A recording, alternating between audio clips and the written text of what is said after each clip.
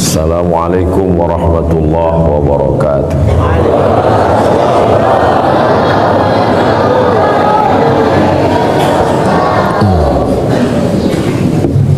Allahu Akbar, Allahu Akbar.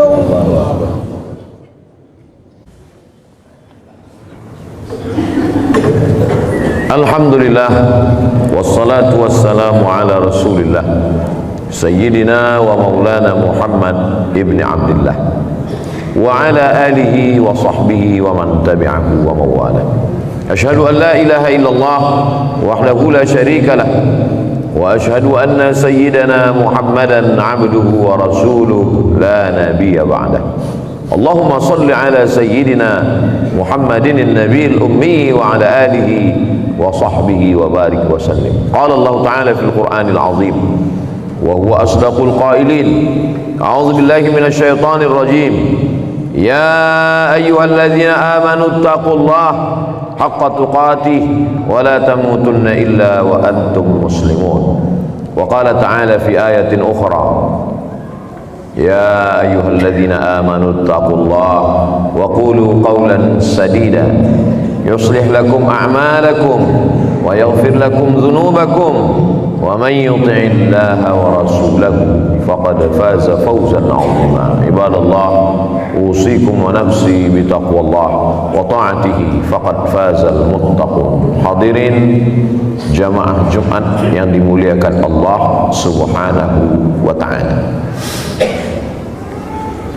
Seekor babi hutan mati, lalu berebutlah harimau, singa, serigala, hiena. Cakar-cakaran menarik ususnya, menarik matanya, menarik kakinya, menarik kulitnya. Begitulah perumpamaan Sayyidina Ali karramallahu wajhah tentang dunia. Ad-dunya jifah, dunia ini bangkai. Ad-dunya jifah, dunia ini hanyalah setumpuk daging busuk. Faman aradaha, siapa yang inginkan dunia, falyasbir ala mukhalatatil kilab, siapa yang menginginkan dunia, maka bersabarlah berebut dengan gerombolan anjing liar. Tapi jangan salah faham dengan pesan Sayyidina Ali. Jangan sampai umat Islam meninggalkan dunia sehingga bisnis ditinggalkan, politik ditinggalkan, ekonomi ditinggalkan. Akhirnya umat Islam dalam keadaan miskin, susah, melarat, lemah. Orang Islam tetap menjadi bisnismen. Orang Islam tetap menjadi kepala daerah, menjadi presiden, menjadi menteri, menjadi jenderal, tapi tidak menghalalkan segala cara. Kenapa? Karena dunia hanya layak direbut oleh anjing gila, anjing lapar, serigala, dan hiena. Lalu untuk apa orang Islam bersusah payah meraih bisnis, usaha, dagang, pertanian, ekspor import? Tujuannya bukan dunia. Orang Islam meraih itu semua untuk bekal akhirat. Man bana masjidan, siapa yang bangun masjid, banallahu mithlahu baitan fil jannah, dibangunkan Allah untuknya satu tempat di surga. Siapa yang bisa membangun masjid kalau bukan orang yang punya harta berlimpah? Maka umat Islam wajib kaya raya supaya umat Islam disegani, masjidnya megah, kekuasaannya hebat. Ana wa kafilul yatim, aku dan orang yang menyantuni anak yatim kahataini fil jannah, seperti dua jari ini di surga. Nabi menunjukkan as-sababah, jari telunjuk, wal wusta, jari tengah.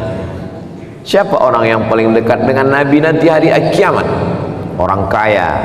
Maka umat Islam mesti mencari harta, bukan untuk gagah-gagahan, bukan untuk dipuji orang, tapi keinginannya supaya dekat dengan Nabi Muhammad sallallahu alaihi wasallam. Jangan heran kalau ada umat Islam yang semangat berbisnis, semangat berdagang, tujuannya bukan untuk dunia, Dunia ini hanya jembatan semata, tapi untuk akhirat.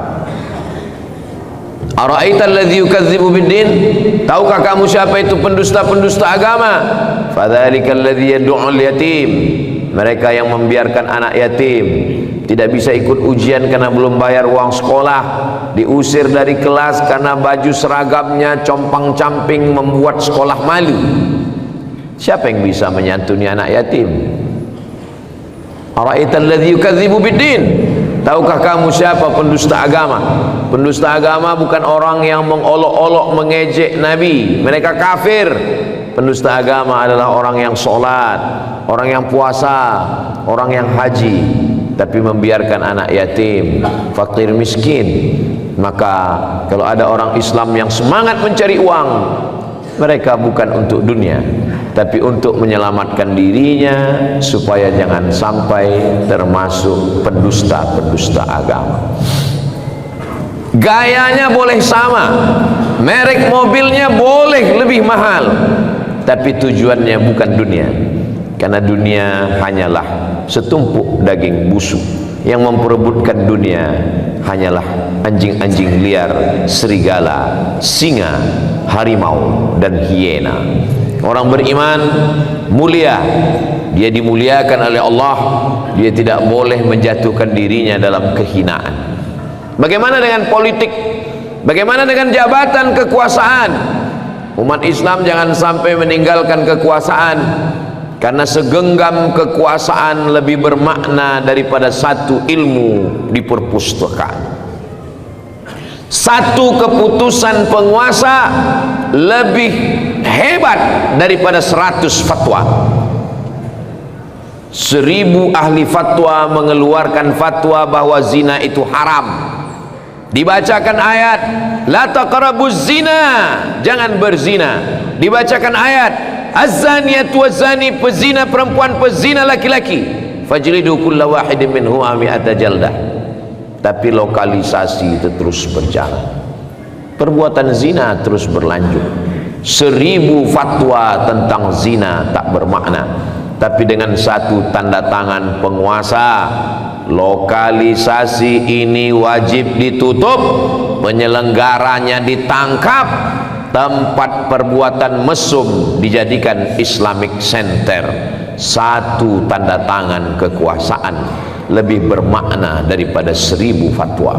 Bukan menghinakan ulama, bukan menjatuhkan harkat derajat para orang yang menegakkan kebenaran dengan ilmu, tapi ingin menunjukkan bahwa dalam Islam kekuasaan itu penting. Negeri yang kaya raya gemah ripah loh jenawi, tongkat dan batu jadi tanaman, dari mulai emas, batu bara sampai nikel, tapi masyarakat masih mengutip uang 2000 rupiah di pinggir jalan hanya untuk kemakmuran masjid. Padahal ada tanda tangan penguasa yang bisa mengambil zakat, yang bisa memaksa pengusaha untuk mengeluarkan donasi sosial.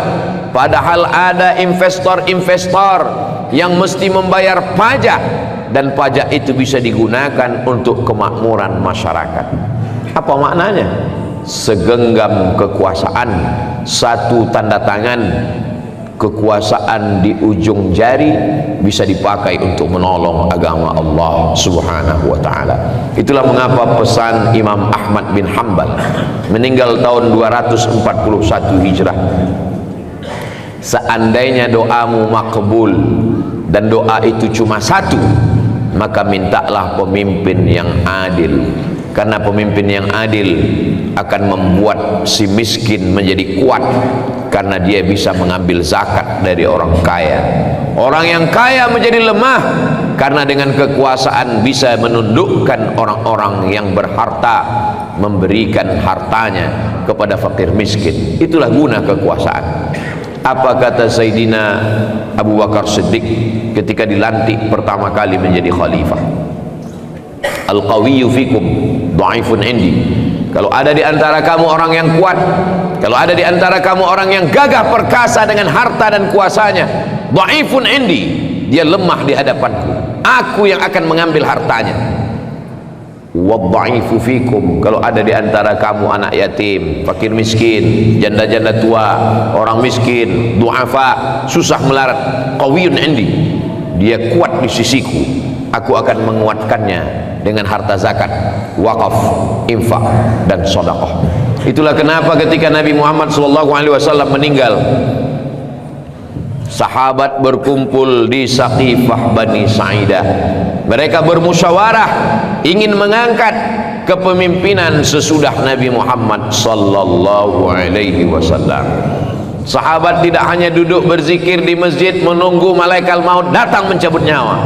Sahabat tidak duduk di masjid membaca Quran, tapi sahabat berkumpul bermusyawarah mengangkat pemimpin pengganti Nabi Muhammad sallallahu alaihi wasallam, bukan sebagai nabi, la nabiyya ba'dah, tidak ada lagi nabi sesudah Nabi Muhammad sallallahu alaihi wasallam, sebagai pemimpin politik. Masing-masing mereka punya calon. Datang sahabat dari kota Al-Madinah Al-Munawwarah, mereka punya calon namanya Sa'ad bin Ubadah. Datang sahabat dari kota Makkah Al-Mukarramah, mereka punya calon namanya Umar bin Khattab. Umar lebih kuat, Umar gagah perkasa, Umar sahabat Nabi.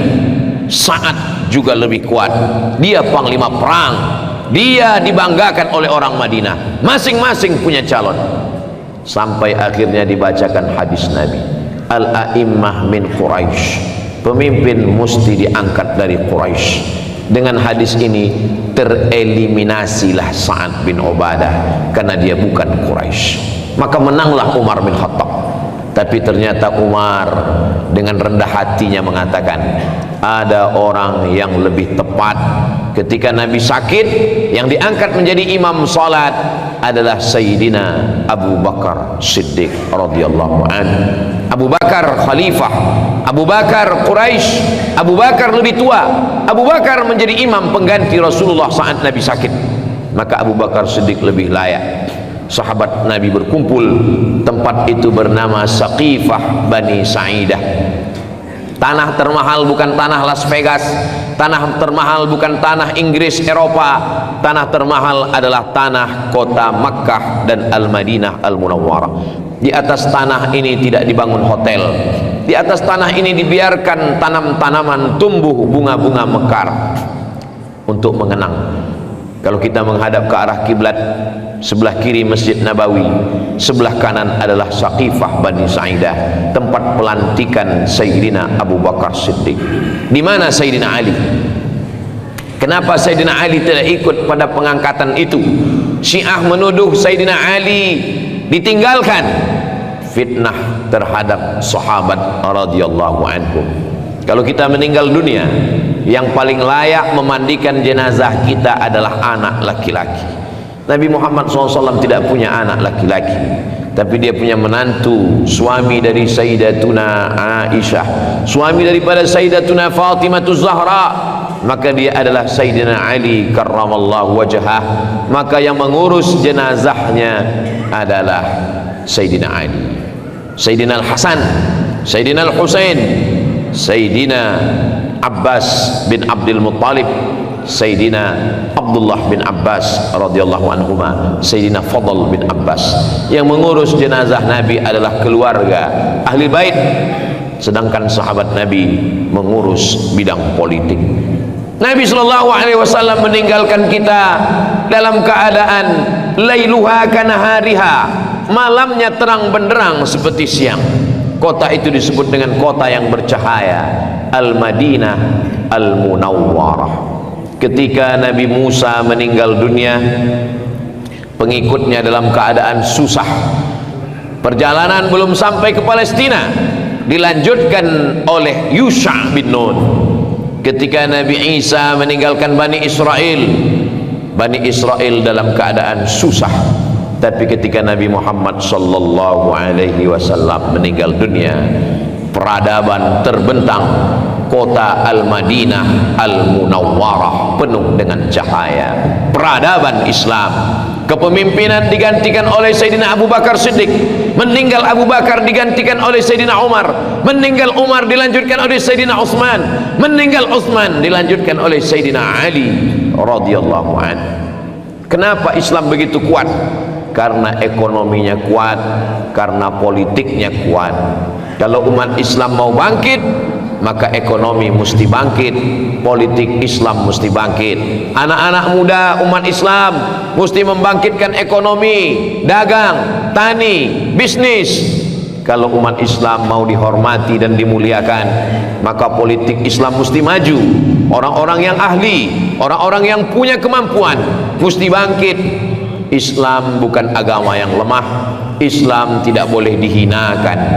Ketika umat Islam ini menguasai ekonomi dan politik, disitulah dia akan disegani, disitulah dia akan dihormati dan dimuliakan. Tapi ketika Islam miskin, susah melarat, kada al-faqru ayyakuna kufran, hampir saja kefakiran menjadi kafir. Antara fakir dan kafir tipis, setipis kulit bawang. Sekolahkan anak-anak kita di pondok pesantren, akidahnya ahlus sunnah wal jamaah, fikihnya bermazhab syafi'i, akidahnya berakidah asy'ari, tasawufnya sunni Imam Abu Hamid Al-Ghazali. Mereka masa depan. Yang hari ini kelas 1 pondok pesantren, 6 tahun lagi dia akan tamat pesantren, 4 tahun lagi dia akan selesai S1. Mereka akan jadi bisnismen, mereka akan jadi politikus, mereka akan melanjutkan dunia pendidikan. 3 poin umat Islam yang mesti maju: ekonomi, politik, dan pendidikan. Ketika di politik kita kalah, ketika di ekonomi kita kalah, masih ada satu harapan: pendidikan.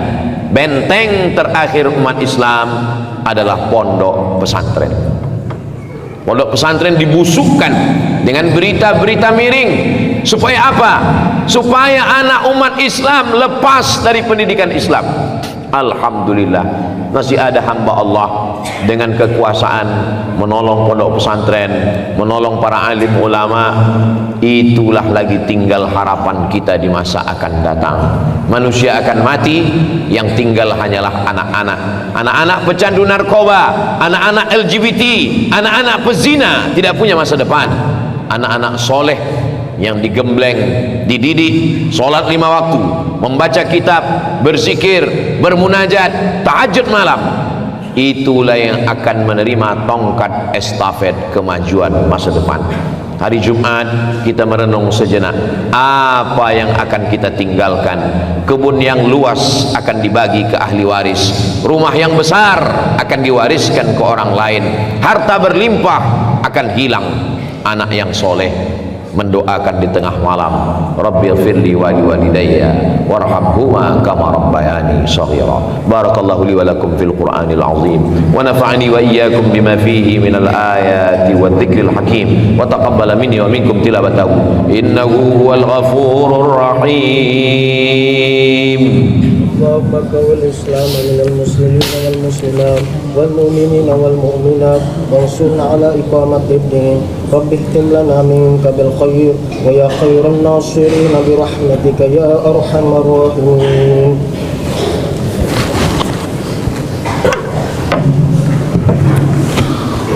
Alhamdulillahilladzi bini'matihi tatimmu shalihat, wassalatu wassalamu ala sayyidis sadat wa ala alihi wa ashabihi alil fadaili wal karamat. Asyhadu an la ilaha illallah wahdahu la syarika lah wa asyhadu anna sayyidana Muhammadan abduhu wa rasuluh wa safiyyuhu min khalqihi wa khaliluh, addal amanah wa ballagha ar-risalah wa nasaha lil ummah wa tarakana 'alal mahajjatil bayda lailuha kanahariha la yazighu anha illa halik. Allahumma salli ala sayyidina Muhammadin an-nabiyil ummi wa ala alihi wa sahbihi wa barik wa sallim. Qala Allah ta'ala fil Qur'anil azim wa huwa asdaqul qailin. A'udzu billahi minasy syaithanir rajim. Ya ayyuhalladzina amanu isbiru wa sabiru wa rabitu. Wa qala ta'ala fi ayatin ukhra, innallaha wa malaikatahu yusalluna 'alan nabi ya ayyuhalladzina amanu sallu 'alaihi wa sallimu taslima. Allahumma ighfir lil muslimina wal muslimat wal mu'minina wal mu'minat al ahya'i minhum wal amwat bi rahmatika برحمتك يا أرحم الراحمين. اللهم أعز الإسلام والمسلمين واخذل الكفرة والمشركين ودمر أعداءك أعداء الدين. اللهم انصر إخواننا المجاهدين في فلسطين وفي رهينها وفي كل مكان من مشارق الأرض إلى مغاربها. اللهم اجعل هذا البلد بلدا آمنا. اللهم دفع عنا الغلاء والوباء والفحشاء والربا والزنا والمنكر والسيوف المختلفة والشدائد والمحن ما ظهر منها وما بطن من بلدنا هذا إندونيسيا خاصة ومن بلدان المسلمين عامة. عباد الله، أوصيكم ونفسي بتقوى الله وطاعته فقد فاز المتقون. إن الله يأمر بالعدل والإحسان وإيتاء ذي القربى وينهى عن الفحشاء والمنكر والبغي يعظكم لعلكم تذكرون. فاذكروا الله العظيم يذكركم واسألوه من فضله يعطكم ولذكر الله أكبر والله يعلم ما تصنعون. أقم الصلاة.